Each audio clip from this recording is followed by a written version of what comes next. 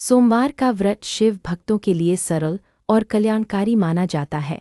इस व्रत में प्रातःकाल स्नान के बाद मन को शांत कर भोलेनाथ का ध्यान किया जाता है। शुद्ध जल से शिवलिंग का अभिषेक किया जाता है। कच्चे दूध, दही, घृत, शहद और गंगाजल से स्नान कराया जाता है। बेलपत्र, धतूरा, भस्म और अक्षत अर्पित किए जाते हैं। मन में सरल संकल्प लिया जाता है कि हे भोलेनाथ, आपकी कृपा से जीवन में शांति और सद्बुद्धि बनी रहे। सोमवार का व्रत साधक के भीतर संयम का प्रकाश जलाता है। इस व्रत में मन की विक्षिप्तता धीरे धीरे शांत होती है। लोभ, क्रोध और ईर्ष्या के बादल छंटते हैं। यह व्रत केवल भोजन का त्याग नहीं है, बल्कि आचरण की निर्मलता है। सेवा, करुणा और सत्य को अपनाने का अवसर है। शिव का नाम जपते हुए कार्य करना ही इस व्रत का सच्चा अभ्यास है। लोग इस व्रत को विशेष रूप से सावन में करते हैं, किंतु वर्ष भर भी इसे साधा जा सकता है। कुछ भक्त केवल जल, फल और प्रसाद लेते हैं। कुछ दिन में एक बार सात्विक भोजन करते हैं। संध्या समय शिव चालीसा या रुद्राष्टकम का पाठ करते हैं। दीपक जलाकर धूप अर्पित करते हैं। अंत में आरती करके प्रसाद बांटते हैं। मन में अहंकार का त्याग कर सबके मंगल का भाव रखते हैं। सोमवार व्रत की कथाएं प्राचीन काल से कहीं सुनाई जाती हैं।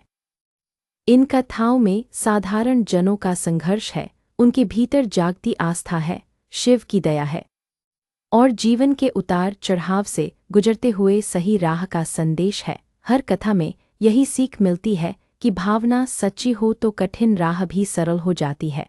शिव दया के सागर हैं। वे भक्त की पुकार शीघ्र सुन लेते हैं। अब आप 5 से अधिक पुरानी कथाएं सुनिए जो सोमवार व्रत के महात्म्य को सरल बोलचाल में समझाती हैं। इन कथाओं में गांव, कस्बे और राजदरबार की झलक है। कहीं सतीत्व की शक्ति है, कहीं बाल भक्त की निष्ठा है, कहीं गृहस्थ का संघर्ष है, कहीं निर्धन का विश्वास है। हर कथा में शिव नाम की ज्योति जगमगाती है। पहली कथा एक निर्धन ब्राह्मण परिवार की है। यह ब्राह्मण अत्यंत ज्ञानी था पर जीवन में वैभव न था। उसकी पत्नी सरल हृदय थी। घर में अक्सर अन्न की तंगी रहती थी। एक दिन वृद्ध साधु आए। उन्होंने ब्राह्मण से कहा कि तुम सोमवार का व्रत आरंभ करो, शिवलिंग पर बेलपत्र चढ़ाओ। मन से करोगे तो विपत्ति कटेगी। ब्राह्मण ने नम्रता से संकल्प लिया और व्रत आरंभ किया। ब्राह्मण प्रातः नदी में स्नान करता, घर आकर तुलसी के पास दीप जलाता और शिव का स्मरण करता। वह धैर्य रखता। पत्नी भी मन ही मन शिव नाम जपती। कई सोमवार बीते। एक दिन राजपुरोहित बीमार पड़ गए। राजा ने नए विद्वान की खोज की। नगर के लोग ब्राह्मण को लेकर दरबार पहुँचे। उसका ज्ञान सुनकर राजा प्रसन्न हुए। राजा ने ब्राह्मण को राजगुरु बना दिया। वेतन और मान सम्मान मिला। घर में समृद्धि आई, पर ब्राह्मण का मन विनम्र रहा। वह पहले की तरह सोमवार का व्रत करता रहा। वह कहता, शिव की कृपा से ही यह सब मिला है। जो मिला है वह समाज का है। वह गरीबों को अन्न देता, विद्यार्थियों को शिक्षा देता और हर सफल दिन के अंत में शिव चरणों में प्रणाम करता। कुछ समय बाद राज्य में सूखा पड़ा। लोग परेशान हुए। ब्राह्मण ने राजदरबार में प्रार्थना की कि हम सब मिलकर सोमवार को एक साथ शिव का जलाभिषेक करें।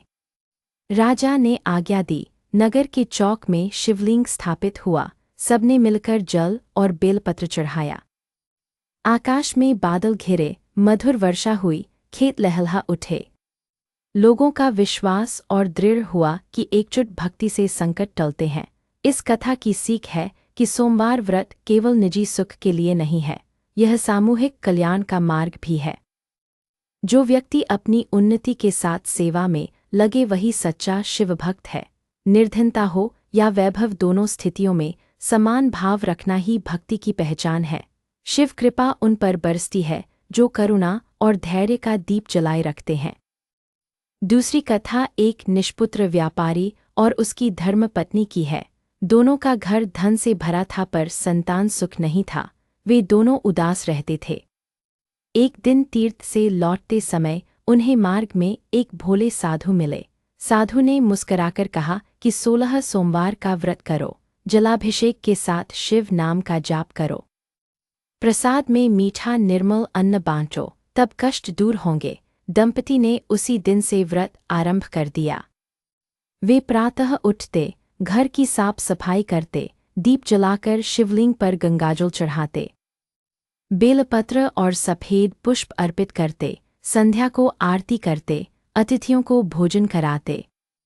रोज मन में एक ही प्रार्थना रखते कि हे शिव, हमें सेवा का मार्ग दिखाइए, हम अपनी खुशी समाज के संग बांटेंगे। कुछ लोगों ने उनका मन डगमगाने की कोशिश की। कोई कहता यह नियम कठिन है, कोई कहता इतने सोमवार क्यों, कोई कहता भाग्य में जो लिखा है वही होगा। दंपति ने शांत होकर कहा कि हम भाग्य नहीं बदल रहे, हम अपने मन को बदल रहे हैं। जब मन निर्मल होगा तो रास्ते खुलेंगे।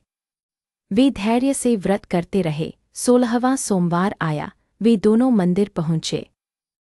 अभिषेक के समय उनका हृदय भर आया। पुरोहित ने आशीष दिया कि तुम्हारी गोद भरी रहे। कुछ दिनों बाद पत्नी ने शुभ संकेत देखे। घर में आनंद का वातावरण हुआ। समयानुसार उन्हें संतान प्राप्त हुई। बालक स्वस्थ और तेजस्वी था। घर में धन था पर अब हंसी भी थी। व्यापारी ने प्रण लिया कि वह हर सोमवार गरीब बस्ती में दूध, फल और प्रसाद बांटेगा। उसने विद्या के लिए एक विद्यालय बनवाया। पत्नी ने मातृत्व सेवाओं के लिए एक छोटी शाला खोली। दंपति की यह सेवा देखकर नगर के लोग प्रेरित हुए। उन्होंने कहा कि समृद्धि का सही उपयोग यही है कि उससे दूसरों का जीवन सुधरे। वर्षों बाद जब उनका पुत्र युवावस्था में आया तो उसने भी व्रत और सेवा की परंपरा आगे बढ़ाई। वह व्यापार में ईमानदारी रखता, मजदूरों का सम्मान करता, त्योहार पर सबके घर पहुंचकर हालचाल पूछता। उसके व्यवहार से स्पष्ट था कि शिव भक्ति ने परिवार को केवल संतान सुख ही नहीं दिया बल्कि आचरण की उज्ज्वलता भी दी। यही सोमवार व्रत की सच्ची कमाई है। तीसरी कथा एक कन्या की है जो अपने पिता के साथ रहती थी। पिता साधारण पुजारी थे। घर में अधिक साधन नहीं थे, पर घर का वातावरण प्रेम से भरा था। कन्या को शिव पूजा से स्नेह था। वह प्रातः बेलवृक्ष से पत्ते चुनती, सायंकाल दीपक जलाकर शिव नाम जपती। उसके मन में इच्छा थी कि उसे गुणवान पति मिले जो उसके सम्मान को समझे। एक बार गांव में उत्सव था। योगी जन आए थे। कन्या ने उनसे सोमवार व्रत की विधि पूछी। योगी ने बताया कि मन शांत रखो, जलाभिषेक करो, मीठा प्रसाद बांटो और शिव नाम की डोरी कभी न टूटने दो। कन्या ने संकल्प लेकर व्रत शुरू किया। वह हर सोमवार मंदिर जाती, प्रसाद में नींबू और गुड़ का प्रसाद बनाती और अनाथ बच्चों में बांटती। उसी समय पड़ोसी राज्य का राजा स्वयंवर के लिए योग्य कन्या खोज रहा था। उसके सिपाही गांव-गांव घूमे। एक दिन वे इस गांव में पहुंचे। शाम को जब शिव आरती हो रही थी तब राजपुरुष भी मंदिर आ गए। उन्होंने देखा कि कन्या आरती के समय मन से भक्ति करती है। उसके चेहरे पर तेज और विनम्रता थी। वे लौटकर राजा से बोले कि ऐसी सरल और तेजस्विनी कन्या हमने कम देखी है। राजा ने साधारण वेश में गांव का भ्रमण किया। उसने भी वही सौम्यता देखी। अगले सोमवार वह फिर पहुंचा और आरती में सम्मिलित हुआ। पूजा के बाद उसने कन्या के पिता से कहा कि बेटी के गुण और भक्ति देखकर मेरा मन प्रभावित हुआ है। यदि आपकी आज्ञा हो तो मैं विवाह प्रस्ताव रखूं। पुजारी ने कहा कि विवाह परम त्रिमूर्ति की इच्छा से होना चाहिए। उन्होंने शिवलिंग के समक्ष प्रार्थना की। कुछ ही दिनों बाद शुभ मुहूर्त निकला। विवाह हुआ। राजा ने दहेज की कोई मांग नहीं रखी। उसने कहा कि आपके आशीर्वाद और बेटी के संस्कार ही मेरे लिए सबसे बड़ा धन है। विवाह के बाद रानी ने राजमहल में सोमवार व्रत की परंपरा स्थापित कर दी। हर सोमवार रसोई में स्वयं जाकर प्रसाद बनाती। दरबार के बाद गरीब बस्तियों में जाकर अन्न वितरित करती। राज्य में शांति और समृद्धि बढ़ी। प्रजा ने देखा कि रानी केवल व्रत नहीं करती बल्कि न्याय और सेवा भी करती है। उसने विधवाओं के लिए सहायता निधि बनाई, कन्याओं की शिक्षा के लिए विद्यालय खोले। उसने कहा कि शिव पूजा का सार यही है कि हम किसी के आंसू पहुँच सके। तब से उस राज्य के लोग सोमवार को सेवा दिवस कहने लगे। एक दिन राजदरबार में संकट आया। सीमा पर शत्रु ने आक्रमण कर दिया। रानी ने राजा से कहा कि हम भय नहीं करेंगे, हम अपनी रक्षा करेंगे, पर पहले शिव चरणों में प्रणाम करेंगे। सोमवार की सुबह राज्य के सभी लोग मंदिर में एकत्र हुए। सामूहिक आरती हुई। सैनिकों में साहस जागा। युद्ध हुआ और राज्य की रक्षा हुई। लोगों ने कहा कि विश्वास और संयम से बड़ी शक्ति कोई नहीं।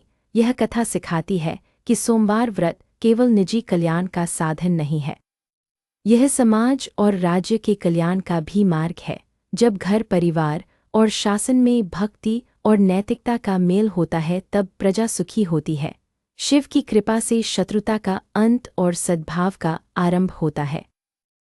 चौथी कथा प्राचीन ऋषि परंपरा से जुड़ी है। यह मार्कंडेय की कथा है। एक ब्राह्मण दंपति थे। वे शिव भक्त थे। उनके भाग्य में अल्पायु पुत्र लिखा था, पर उन्होंने निराशा नहीं चुनी। उन्होंने अपने पुत्र का नाम शिव स्मरण के साथ रखा। बालक मार्कंडेय छोटा था पर मन से बहुत दृढ़ था। वह सोमवार को उपवास रखता, अभिषेक करता और शिव महामृत्युंजय का जप करता। जब उसकी आयु का संधि समय आया तब यमदूत उसे ले जाने पहुंचे। बालक भयभीत नहीं हुआ। वह शिवलिंग से लिपट गया। उसने कहा कि हे महादेव, आपका नाम मेरा कवच है। यमदूत पीछे हटे नहीं। तब यमराज स्वयं आए। उन्होंने पाश फेंका। उसी क्षण शिवलिंग प्रकट हुआ। शिव ने क्रोध में यम को रोक दिया। उन्होंने कहा कि जो मेरा अनन्य भक्त है उसे मृत्यु भी भय नहीं दिखा सकती। शिव ने मार्कंडेय को दीर्घायु का वर दिया। यमराज ने विनम्र होकर शीश झुकाया। उन्होंने कहा कि जो भक्त सच्चे मन से शिव का नाम लेता है उसके जीवन में भय का स्थान नहीं होता। मार्कंडेय ने आगे चलकर अनेक ग्रंथ रचे। उसने संसार को सिखाया कि सोमवार व्रत से मन का भय गलता है, अटल विश्वास का जन्म होता है। यही विश्वास हर संकट में रक्षा करता है। इस कथा में गूढ़ सार सरल है। मृत्यु जैसा कठोर सत्य भी भक्त के भीतर का प्रकाश बुझा नहीं सकता। सोमवार व्रत के माध्यम से जो साधना होती है वह केवल शरीर के लिए नहीं होती, वह मन और आत्मा के लिए होती है। जब मन निडर होता है तभी जीवन के बड़े निर्णय बुद्धि से लिए जा सकते हैं। शिव उसी निर्भीता का वरदान देते हैं। पांचवीं कथा उज्जैनी के राजा चंद्रसेन और एक ग्वाले की भक्ति से जुड़ी है। राजा शिव का परम भक्त था। उसके पास एक दिव्य रत्न था। वह रत्न शिव कृपा का प्रतीक माना जाता था। शत्रु राज्यों की नज़र उस रत्न पर थी। एक दिन एक बाल ग्वाला शहर आया। उसने देखा कि राजा ध्यान में लीन है। उसने राजा की भक्ति से प्रेरणा ली और उसने भी सोमवार को व्रत रखने का संकल्प किया। ग्वाले ने मिट्टी का छोटा शिवलिंग बनाया, नदी से जल लाकर अभिषेक किया। वह बेलपत्र खोज कर लाया। उसने मन ही मन शिव नाम जपा। उसी समय शत्रु राजा ने हमला किया। नगर में भय फैल गया। बालक ने कहा कि हम सब शिव आराधना करेंगे और साहस रखेंगे। वह अपने मित्रों के साथ मंदिर पहुंचा। सबने मिलकर आरती की। युद्ध का समय आया। राजा चंद्रसेन ने शिव से प्रार्थना की। आकाश में अजीब प्रकाश चमका। शत्रु सेना में भ्रम फैल गया। वे अपने ही शिविर की ओर भागे। वीरता और संयम से उज्जैनी को विजय मिली। राजा ने बाद में घोषणा की कि इस विजय का श्रेय किसी एक को नहीं बल्कि सामूहिक भक्ति को जाता है। उन्होंने बालक ग्वाले को आदर दिया और कहा कि सच्ची भक्ति पद और उम्र नहीं देखती। यह कथा यह भी बताती है कि जब राजा और प्रजा दोनों भक्ति और नीति पर चलें तो राज्य सुरक्षित रहता है। सोमवार व्रत सामूहिक चेतना को जागृत करता है। जब हजारों मन एक ही मंगल की कामना करते हैं तो वातावरण बदल जाता है, भय का धुआं छंट जाता है और सत्य बल से मार्ग प्रशस्त होता है। छठी कथा चंद्रदेव और दक्ष प्रजापति के समय की है। चंद्रदेव का तेज अपार था, पर उन्होंने पक्षपात किया और कुछ ताराओं को अधिक स्नेह दिया। इससे अन्य देव खिन्न हुए। चंद्रदेव की कला क्षीण होने लगी। वे दुखी होकर कैलाश पहुंचे। उन्होंने सोमवार को उपवास कर महादेव की आराधना की। उन्होंने बेलपत्र और कच्चे दूध से अभिषेक किया। शिव ने प्रकट होकर कहा कि व्रत से चंद्र का कल्याण होगा। शिव ने चंद्रमा को अपने जटाओं पर स्थान दिया। तब से चंद्रदेव का क्षय और वृद्धि एक नियम बन गया जो जीवन का संदेश देता है। घटता बढ़ता चंद्र बताता है कि सुख दुख आते जाते रहते हैं। संयम और भक्ति से मन स्थिर रहता है। सोमवार को चंद्रदेव की शीतलता और शिव की करुणा मिलकर साधक के भीतर नई ताजगी भर देती है। इस कथा से प्रेरित होकर कई लोग सोमवार को चंद्र दर्शन के बाद शिव आरती करते हैं। वे मन में यह भाव रखते हैं कि जैसे चंद्र शीतल है वैसे ही मेरा मन भी शीतल रहे, क्रोध और भ्रम कम हो, वचन मधुर हों और कार्य सुमंगल हों। यही भाव सोमवार व्रत को संपूर्ण बनाता है। सातवीं कथा एक वनवासी लकड़हारे की है। वह प्रतिदिन जंगल से लकड़ी काटकर बाजार में बेचता था। आय कम थी। घर में छोटे छोटे बच्चे थे। एक दिन उसे एक संत मिले। संत ने कहा कि तुम सोमवार को शिवलिंग पर बेलपत्र और जल चढ़ाया करो। मन डरता है तो महादेव का नाम लो। वह बोला कि मेरे पास अधिक कुछ नहीं है। संत ने कहा कि भक्ति में अधिक कम का भेद नहीं रहता। लकड़हारे ने अगले सोमवार से व्रत शुरू किया। वह सुबह शीतल जल से नहाकर दूर के मंदिर तक गया। वहाँ एक पुराना शिवलिंग था। उसने बेलपत्र अर्पित किए। कुछ दिनों बाद जंगल में आंधी चली, वृक्ष गिर पड़े, लोग घायल हुए। लकड़हारे ने शिव नाम लेकर हिम्मत की। उसने गिरे पेड़ों के बीच सुरक्षित रास्ता खोजा। उसने कई परिवारों को बाहर निकाला। सबने मिलकर उसकी सराहना की। उसने समझा कि शिव भक्ति ने उसे साहस दिया है।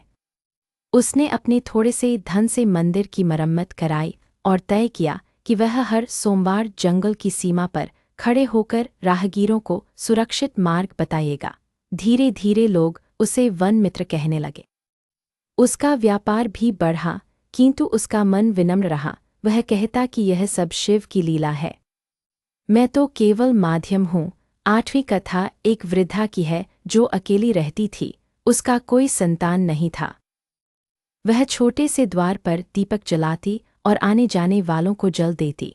उसने सोमवार व्रत का संकल्प लिया कि वह हर सोमवार भूखे पथिक को भोजन कराएगी। एक दिन वर्षा में एक बीमार यात्री उसके द्वार पर गिर पड़ा।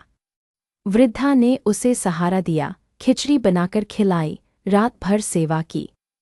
सुबह होते ही यात्री ने हाथ जोड़े और कहा कि तुम्हारी निष्ठा से मुझे नया जीवन मिला। कुछ दिनों बाद ग्राम प्रधान को यह बात पता चली। उसने वृद्धा के लिए एक छोटा घर बनवाया। गांव की महिलाएं बारी बारी से उसके काम में हाथ बंटाने लगी। वृद्धा कहती कि यह सब शिव की कृपा का प्रसाद है। सोमवार व्रत ने मुझे दया की शक्ति दी है। नौवीं कथा एक चरवाहे की है जो नुक्ता नदी किनारे बांसुरी बजाता था। उसकी धुन सुनकर पक्षी ठहर जाते। वह साधारण था पर मन से साफ था। उसने भी सोमवार व्रत शुरू किया। वह शुद्ध जल से अभिषेक करता और संध्या को बांसुरी की धुन शिव चरणों में अर्पित करता। एक बार उसके गांव में महामारी फैली। वह भयभीत न हुआ। उसने गांव वालों को साथ लेकर साफ सफाई और सेवा की। चरवाहे ने हर सोमवार आरती के बाद औषधि और काढ़ा बांटा। उसने कहा कि भय से लड़ना होगा। भक्ति हमें अनुशासन और साहस देती है। धीरे धीरे बीमारी थमी। गांव बच गया। लोगों ने कहा कि यह संगीत और सेवा का संगम था। शिवभक्ति ने हमारे भीतर की शक्ति जगाई। अब गांव में सोमवार को संगीत सेवा का कार्यक्रम चलने लगा। अब आप सोमवार व्रत की सरल विधि और भावना का सार भी सुन लें। प्रातःकाल उठकर स्नान करें, मन को शांत करें, घर के मंदिर या पास के शिवालय में जाएं, शुद्ध जल और कच्चे दूध से अभिषेक करें। 3 पत्तियों वाला बेलपत्र मन की 3 विकृतियों को त्यागने का संकेत है। लोभ, क्रोध और अहंकार को छोड़ने का अभ्यास करें। मीठा प्रसाद बनाएं और प्रेम से बांटें। दिन भर सत्य और संयम का पालन करें। दुख देने वाले शब्द न कहें। सेवा करें, संध्या को दीपक जलाकर आरती करे, शिव नाम का जप करे। मन में जो भी इच्छा हो उसे विनम्रता से कहें, कल्याण का भाव रखें। यदि संभव हो तो 16 सोमवार तक यह व्रत नियमपूर्वक करे। हर सोमवार एक छोटा सद्कार्य अवश्य करे, यही व्रत को सार्थक बनाता है। इन सभी कथाओं का निचोड़ एक ही है कि सोमवार व्रत मनुष्य को भीतर से बदलता है। वह भय को घटाता है, आशा को बढ़ाता है और कठिन समय में धैर्य देता है। शिव दया के सागर हैं, वह भक्ति की सच्चाई देखते हैं, आडंबर नहीं देखते।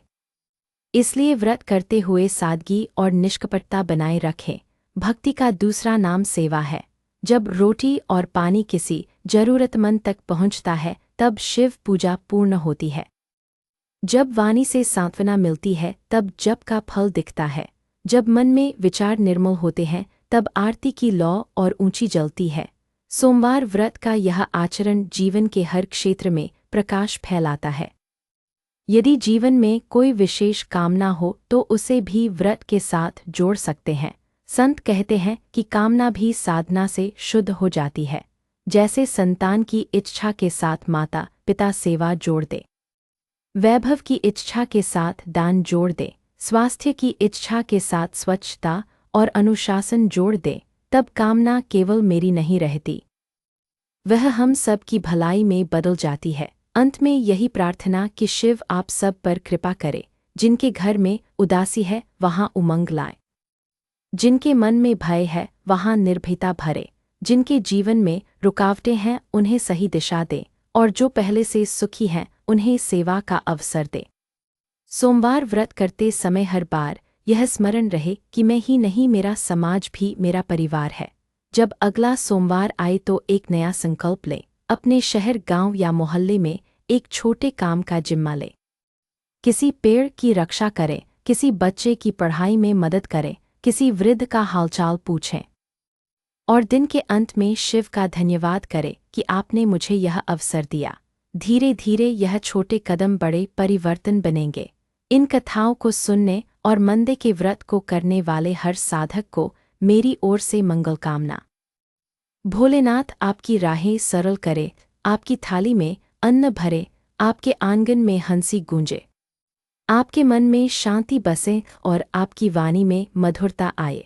जो भी सुन रहा है वह अपने जीवन में एक दीप भक्ति का और एक दीप सेवा का अवश्य जलाए।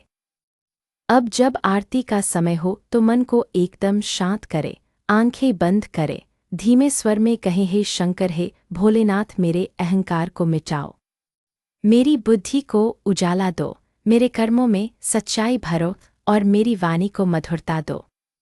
मैं जो भी करूं वह किसी के काम आए। यही सोमवार व्रत की सच्ची सफलता है, यही शिव नाम का सच्चा गान है। इन प्राचीन कथाओं का प्रभाव आज भी ताजा है। समय बदला है पर मनुष्य का मन वही है। उसे आज भी विश्वास, साहस और करुणा की जरूरत है। सोमवार व्रत इन तीनों को जगाने का सरल उपाय है। घर में छोटा सा मंदिर हो या खुला आसमान, दोनों जगह शिव नाम उतना ही जवां है। बस मन सच्चा होना चाहिए। अंत में एक विनम्र निवेदन कि व्रत को बोझ न बनाए, इसे आनंद बनाए, हंसते हुए नियम निभाए। गलतियां हों तो अगला सोमवार उनसे सीखकर बेहतर बने। दूसरों की तुलना न करे, अपनी गति और अपनी भक्ति पर ध्यान दे। शिव सब देखते हैं, वह मुस्कराकर कहते हैं कि जिसने एक कदम लिया मैं उसके पास 10 कदम चला आता हूँ। यही भावना सोमवार दर सोमवार आपको आगे बढ़ाती रहे। जीवन के पथ पर हर मोड़ पर शिव की छाया बनी रहे। जिन कथाओं का वर्णन आपने सुना वे केवल पुरानी बातें नहीं हैं, वे आज भी हर घर में घट सकती हैं। जब कोई निर्धन उन्नति करता है, जब कोई रोग से लड़कर जीतता है, जब कोई परिवार टूटकर फिर से जुड़ता है, तब समझना कि कहीं ना कहीं शिव की कृपा बह रही है।